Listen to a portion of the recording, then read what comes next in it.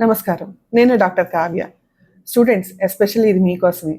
యూనివర్సిటీస్‌లో join అయిపోయాము, top యూనివర్సిటీలో join అయ్యాము, లేదా నాకు ఇష్టమైన ఇన్‌స్టిట్యూషన్‌లో మా ఫ్రెండ్స్‌తో పాటు నేను జాయిన్ అయిపోయాను, నా లైఫ్ ఇంక సెట్ అనుకుంటున్నారా? పప్పులో కాలేశారు. ఎందుకంటే మీరు ఒక ఇన్‌స్టిట్యూషన్‌లో జాయిన్ అయినప్పుడు మీకు ఇష్టమైన పారామీటర్స్ లేకపోతే మీకు ఇష్టమైన ఫ్రెండ్స్ ద్వారానో తెలుసుకున్న కొన్ని విషయాలు బట్టి మీ పేరెంట్స్‌ని కన్విన్స్ చేసి మీరు ఒక యూనివర్సిటీలోనో, కాలేజ్‌లోనో జాయిన్ అయ్యారు.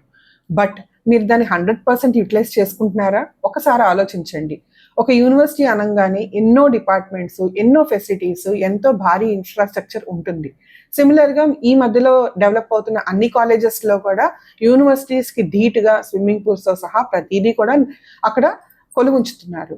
బట్ మీరు వీటన్నిటిని ఉపయోగించుకుంటున్నారా? అక్కడున్న వేరియస్ టెక్నికల్ క్లబ్స్‌ని, వేరియస్ ఈవెంట్స్‌లో మీరు పార్టిసిపేట్ చేస్తున్నారా?